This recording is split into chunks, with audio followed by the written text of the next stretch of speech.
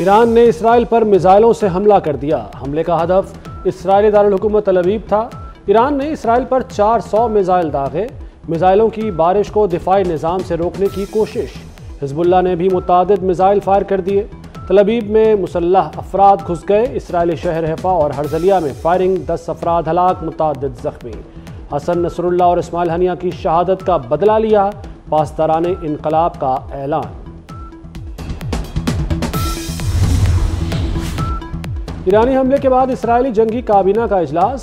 Israel ने हमलों का तबाहकुन जवाब देने की धमकी दे दी। इसराइल के तमाम हवाई अड्डों पर फ्लाइट ऑपरेशन मुअत्तल। इसराइली मीडिया ने ईरानी हमलों में हलाकतों का खदशा जाहिर कर दिया। इसराइल में गैस तनसीबात पर मिसाइल गिरे।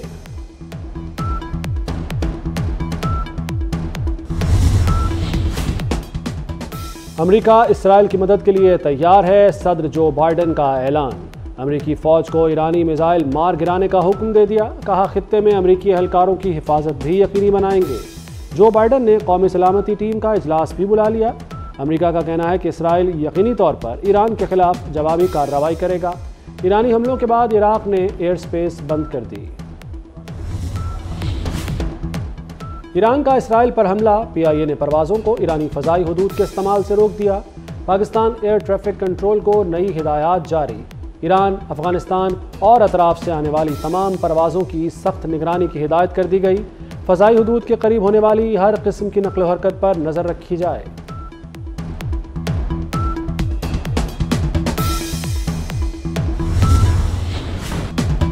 इसराइली फ़ौज की लेबनान में दहशत गर्दी, ज़मीनी जंग मुसल्लत कर दी। तोपखानों और टैंकों से बमबारी। बैरूत एयरपोर्ट के करीब भी इसराइल का हमला। एक TV चैनल के हेडक्वार्टर को निशाना बनाया। 24 घंटों में 95 अफराद शहीद, 172 से ज़ायद जख्मी हो गए। लेबनानी फ़ौज सरहद से 5 किलोमीटर पीछे हट गई। इसराइल का शाम में फ़ज़ाई हमला, खातून समेत मुतादिद अफराद शहीद हो गए।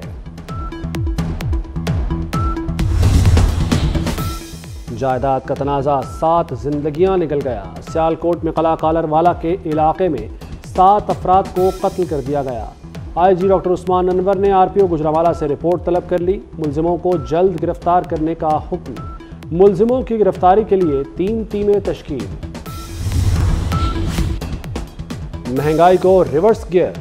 शरह 44 माह की कम तरीन सतह पर आ गई। सितंबर 2024 में महंगाई की शरह 6.9% रही। इदारा शुमारियात के मुताबिक जनवरी 2021 के बाद अब महंगाई बढ़ने की रफ्तार उस सतह पर आई है। माहाना बुनियाद पर खाने की अशिया, हाउसिंग और ट्रांसपोर्ट की कीमतों में कमी का रुझान रहा।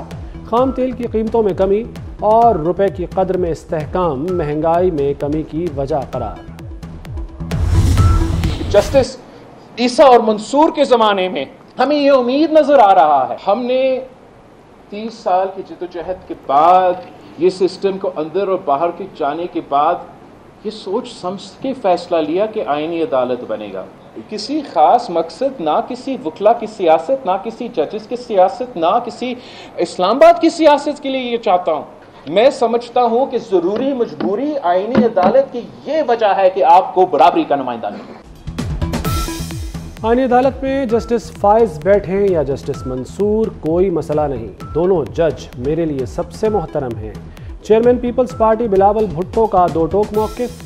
कहते हैं आईनी तरमीम की जदोजहद मौजूदा चीफ जस्टिस के लिए नहीं, मेरा नहीं, आपका एजेंडा किसी खास शख्सियत के लिए हो सकता है। आईनी अदालत ना बनी तो नुकसान होता रहेगा। 30 साल की जदोजहद के बाद आईनी तरमीम का फैसला लिया। किसी को मुक़द्दस गाय नहीं बनना चाहिए। इफ्तिखार चौधरी जैसे माइंडसेट ने अदालती निज़ाम को तबाह किया। अदम एतमाद में वोट गिना न जाए तो वज़ीर आज़म हटाया ही नहीं जा सकता। वोटिंग इसीलिए होती है कि वोट गिना जा सके। चीफ जस्टिस काजी फायज ईसा के आर्टिकल 63A नजरसानी केस में रिमार्क्स। पूछा, क्या फैसले में मुनहरिफ अरकान को डी-सीट करने का भी लिखा गया? एडिशनल अटॉर्नी जनरल ने जवाब दिया, तशरीह के फैसले में डी-सीट का हुक्म नहीं, फैसला है वोट कास्ट नहीं होगा।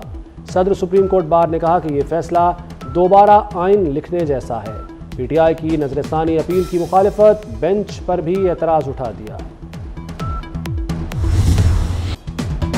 आर्टिकल 63A की तशरीह पर नजरसानी केस में बेंच तब्दील हो गया। जस्टिस मुनीब अख्तर की बजाय जस्टिस नईम अफगान बेंच में शामिल। चीफ जस्टिस काजी फायज ईसा की ज़ेर सदारत कमेटी इजलास के मिनट्स जारी। जस्टिस मुनीब ने वजूहात के साथ अदम दस्तयाबी का इजहार किया। जस्टिस मंसूर अली शाह ने कमेटी इजलास में शिरकत नहीं की। जस्टिस मंसूर ने इस बेंच में बैठने से भी इनकार किया। जस्टिस मंसूर के इनकार के बाद जस्टिस नईम अफगान के अलावा कोई ऑप्शन नहीं था। चीफ जस्टिस ने दौरान समाअत कहा, सुप्रीम कोर्ट में अब कुछ भी बंद दरवाजों के पीछे नहीं होता।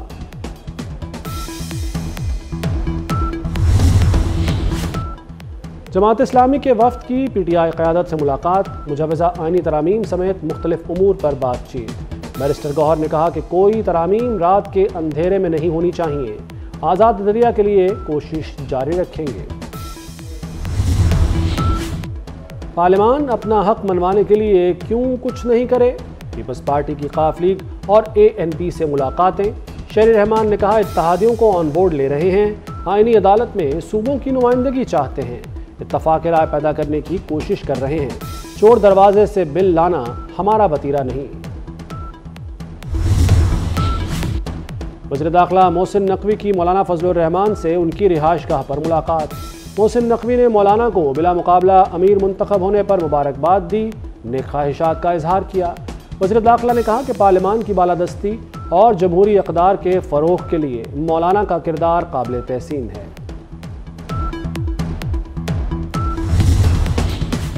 मारूफ इस्लामी स्कॉलर डॉक्टर जाकिर नाइक की मौलाना फजलुर रहमान से मुलाकात। मौलाना ने मोअज़्ज़िज़ मेहमानों को गुलदस्ता पेश किया, तहाइफ दिए।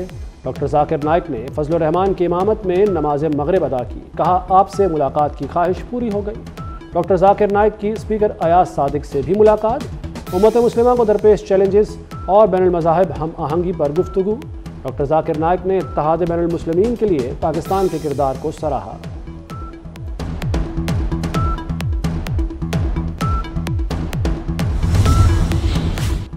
मियांवाली, फैसलाबाद और भावलपुर में दफ़ा 144 नाफिज। सियासी इज्तिमात, धरने, जलसे, मुजाहरे, एहतजाज पर पाबंदी आयद। महकमा दाखिला पंजाब ने दफ़ा 144 के नफाज के नोटिफिकेशन जारी कर दिए। मियांवाली शहर के अतराफ में कंटेनर्स पहुंचा दिए गए। लाहौर पुलिस ने बसारत से महरूम अफराद पर डंडे बरसा दिए। गवर्नर हाउस जाने की कोशिश पर पुलिस से झड़प, एक पुलिस एहलकार ने हेलमेट दे मारा, नाबीना शख्स का सर फट गया। मुजाहिरीन की जानिब से भरपूर मज़ाहमत, रुकावटें हटाकर ऐवान वज़ीर आला पहुँच गए। 8 क्लब रोड पर डेरे, मुलाजमतों के कोटे पर अमल दरामद का मुतालबा। वज़ीर आला मरियम नवाज की नाबीना अफराद से किसी किस्म की सख्ती न करने की हिदायत।